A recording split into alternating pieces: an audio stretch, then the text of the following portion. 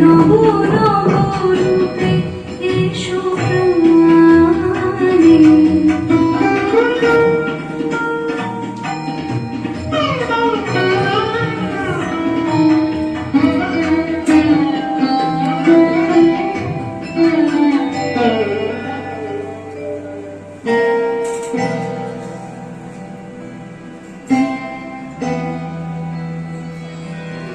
এসো নির্মল জল কান্ত, এসো সুন্দর স্নিগ্ধ প্রশান্ত, এসো এসো হে বিচিত্র বিধানে।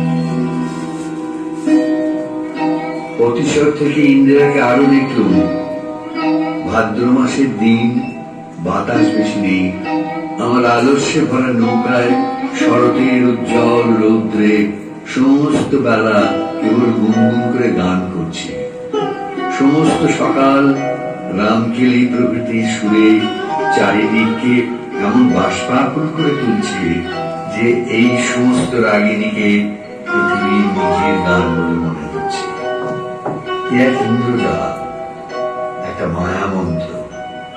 সমস্ত সকাল সাদা সিধা রামকেলি ভৈরবীতে যে দু তিন ছত্র ক্রমাগত আবৃত্তি করছিল সেটুকু মনে আছে।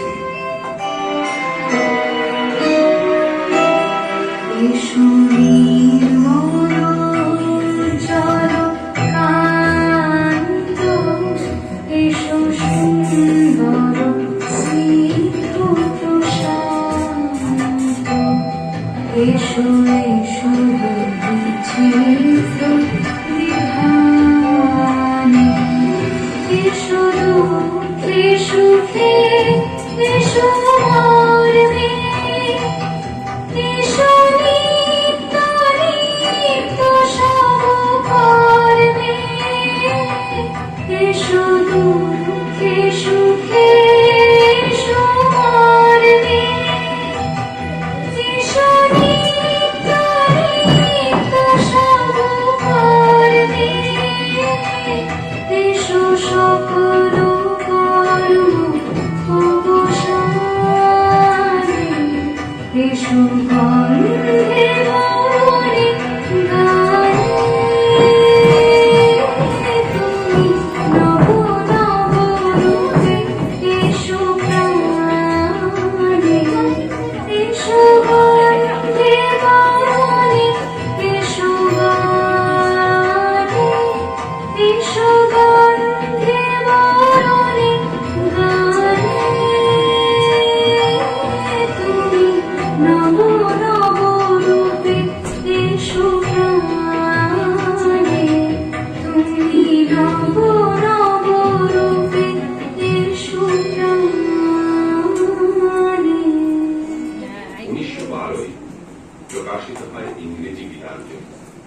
তার নাম ছিল সং অফারিংস। এই গ্রন্থে গ্রথিত হয় গীতাঞ্জলি, গীতালি ও গীতিমাল্যের অনেকগুলি কবিতা। সেই সঙ্গে কবিগুরুর বিভিন্ন কাব্য গ্রন্থের কিছু বিশেষ কবিতা। এই সব কিছুর ইংরেজি অনুবাদ কবি নিজেই করেছিলেন। এই সং অফারিংস পাশ্চাত্যে অভূতপূর্ব আলোড়ন সৃষ্টি করে, আর সেই আলোড়ন এবং মুগ্ধতায় বিশ্বকবির হাতে এনে দেয় মহার্ঘ নোবেল প্রাইজ 1913 সালে। আজ সমস্ত সকাল নিতান্ত সাদা সিধা ভৈরবী রাগিনীতে যে গোটা 2-3 ছত্র ক্রমাগত আবৃত্তি করছিল সেটুকু মনে আছে এবং নমুনা স্বরূপে নিম্নে উদ্ধৃত করা যেতে পারে।